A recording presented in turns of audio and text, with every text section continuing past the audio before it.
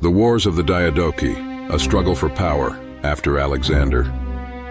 The Wars of the Diadochi, 322–275 BC, marked a turbulent and violent period of history that followed the death of Alexander the Great. They were a brutal series of conflicts fought between his generals and successors known as the Diadochi, as they vied for control over the vast empire Alexander had carved out. What followed was a descent into chaos, betrayal, and bloodshed that fractured the once unified Macedonian Empire and left a legacy of fragmented kingdoms that would shape the Hellenistic world. This article delves into the grim and treacherous details of these wars, unraveling the dark ambitions and devastating consequences of the struggle for Alexander's throne, the chaos, betrayal, and the eventual fragmentation of his vast empire into three major kingdoms shaping the Hellenistic world.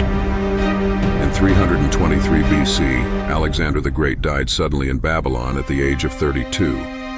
His death sent shockwaves through his empire, which stretched from Greece to Egypt and as far as India. Alexander left no clear successor. His only legitimate heir was his unborn child by his wife Roxana and his half-brother Aridaeus, who was mentally impaired. The lack of a strong, unifying figure opened the door to chaos, and his generals, each ambitious, ruthless, and hungry for power, saw an opportunity to carve out their own empires. At the heart of the impending conflict was the question, who would control the greatest empire the world had ever seen? The initial power struggle erupted almost immediately after Alexander's death. Perdiccas, a high-ranking general and close confidant of Alexander, was appointed regent for the empire. However, his attempts to maintain unity were met with hostility from other generals who viewed him as a potential tyrant. One of the first challenges came from Ptolemy, who seized control of Egypt. Perdiccas, determined to assert his authority, marched on Egypt in 321 BC. However, his campaign ended in disaster. His army, frustrated by heavy losses and his autocratic style, mutinied and murdered him.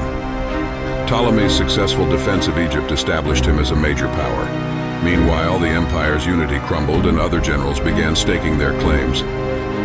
Following Perdiccas' death, the remaining generals convened to divide the empire.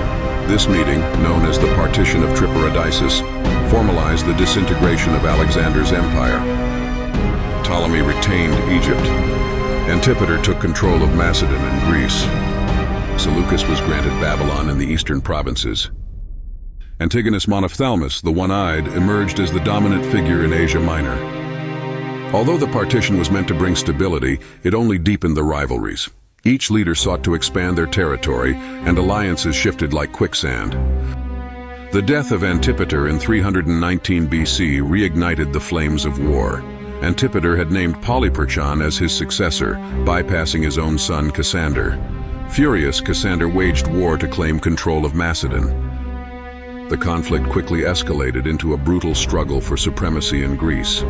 Cassander allied with Ptolemy and Antigonus, while Polyperchon sought support from Eumenes, a brilliant but ultimately doomed general loyal to Alexander's legacy. Eumenes, despite his tactical genius, was betrayed and executed by Antigonus in 316 BC. This left Antigonus as the dominant power in Asia, but his ambitions alarmed the other Diadochi, setting the stage for yet another war. Antigonus declared himself the supreme ruler of the empire, triggering a coalition against him led by Ptolemy, Seleucus, and Cassander. The war was fought across multiple fronts, from Greece to the eastern provinces. During this conflict, Seleucus, who had been ousted from Babylon by Antigonus, staged a remarkable comeback. With a small force, he recaptured Babylon in 312 BC, marking the beginning of the Seleucid Empire. This act solidified his position as a major player in the wars and expanded the geographical scope of the conflict. The war ended inconclusively with a treaty in 311 BC, but the peace was short-lived.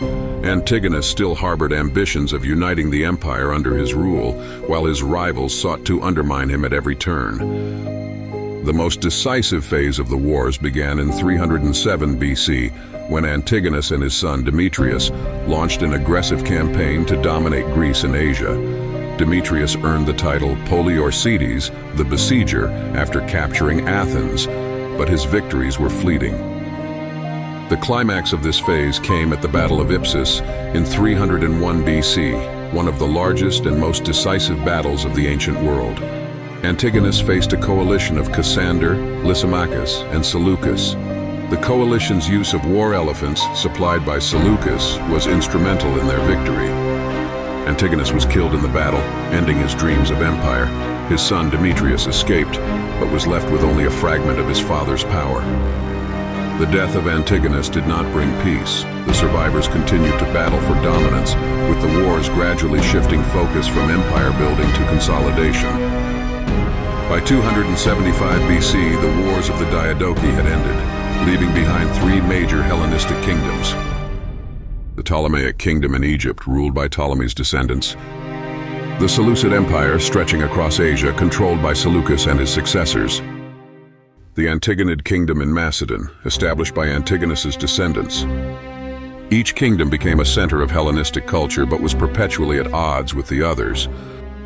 The wars of the Diadochi were marked by an unrelenting cycle of alliances, betrayals, and battles. The generals who once fought alongside Alexander turned on each other, driven by greed and ambition. Their wars shattered the unity of the Macedonian Empire and plunged the ancient world into decades of instability. Despite the bloodshed, the wars spread Greek culture across the territories, shaping the Hellenistic world. The blend of Greek, Persian, and other influences created a rich cultural legacy that endured for centuries. The wars left a grim legacy of political fragmentation and ruthless ambition. They serve as a reminder of the fragility of empires built on the charisma and vision of a single leader. When that leader falls, the empire often falls with them. The wars of the Diadochi stand as a testament to the destructive power of ambition. They turned friends into enemies, soldiers into pawns, and an empire into ashes.